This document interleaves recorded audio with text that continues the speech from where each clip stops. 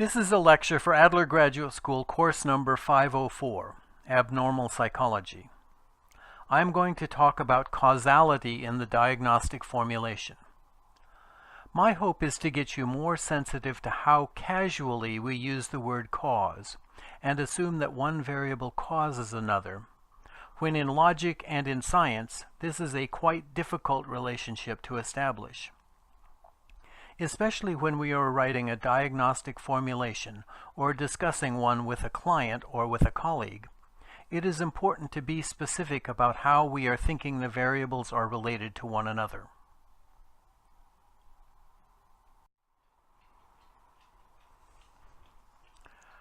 I discussed these 10 functions of a case formulation in a previous lecture, but it is important to keep them in mind as we proceed. The overall purpose of a case formulation is to guide therapy in order to relieve client distress and build client resilience. For me, the case formulation is written in collaboration with the client and updated as new information becomes available through the course of therapy.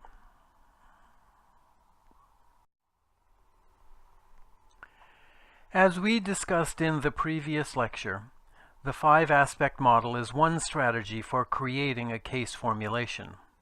All 5 of these variables have a relationship with the other 4. But it is important to keep in mind that even though these variables seem to be related to one another, we usually don't have enough data to establish that one of these variables causes any of the others. The client may believe that one of these variables causes some or all of the others, but I encourage you to be cautious in accepting or validating this opinion.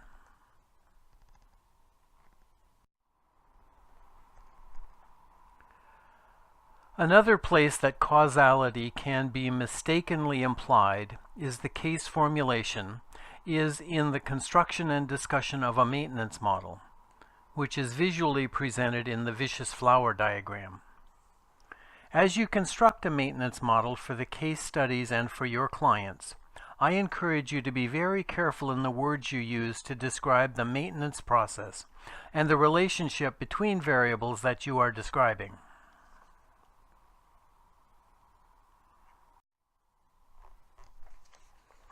In their 2012 article, Stephen Haynes and his colleagues discuss causal relationships in psychopathology, clinical assessment, and clinical judgment.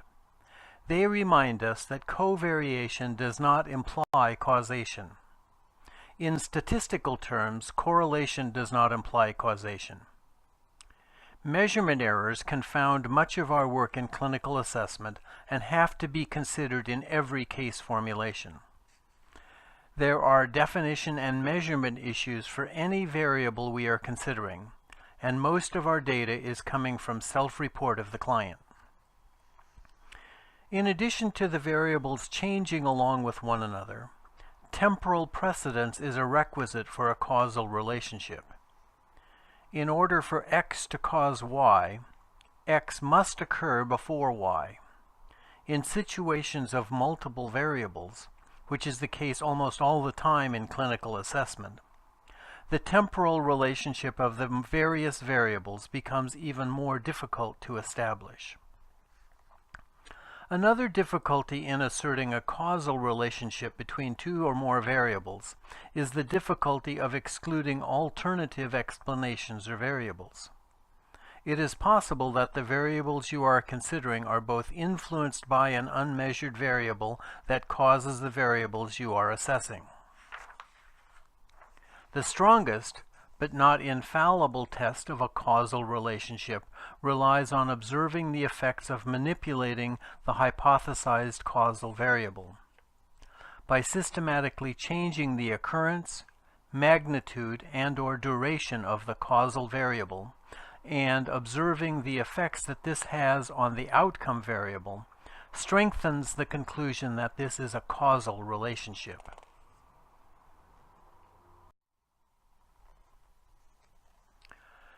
Let's look at 2 aspects of a cross-sectional analysis, calling one X, which we are considering as a causal variable, and the other Y, which is the result. If y always occurs after x occurs, it can be called a sufficient cause. Remember that y can still occur without the prior occurrence of x. With this type of causation, we are only saying that x causes y, not that it is the only cause of y. A necessary cause is identified when y never occurs without the prior occurrence of x. In this relationship, x can still occur without causing y, but every occurrence of y is preceded by x. We talk about an insufficient cause when y occurs only after x in combination with another variable z. This is what we find most often in clinical assessment: multiple variables in complex relationships to one another.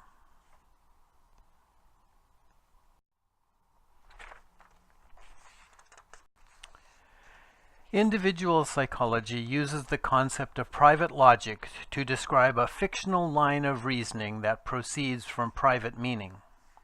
I use this phrase frequently with clients in relation to the case formulation that we are generating about them. It is not unusual for a client to simultaneously recognize that they believe something and act as if it is true, and know that it is patently false. The idea that they are using their private logic is appealing to them and often seems to fit their experience. A maintenance model for a problem and a 5-aspect model of an experience are useful tools for identifying a number of relevant variables for the distress that a person is experiencing. The ongoing collaborative inquiry into the relationship between these variables is an excellent therapeutic alliance. Working together with the client to figure out how X influences Y generates cohesion in the relationship and helps the client feel understood by the therapist. As a therapist, you can balance skepticism about a proposed causal relationship with empathy and compassion for the client, pushing them to recognize the complexity in their style of living. Keeping in mind that the case conceptualization is always a work in progress, when you and the client reach agreement about a key maintaining variable, this often suggests a treatment approach. Whether it is disputing private logic and mistaken beliefs, or encouraging a behavior or an attitude that is incompatible with the line of psychological movement that seems to contribute to the client's distress, interventions that emerge out of a collaboratively written case formulation are more likely to be accepted by the client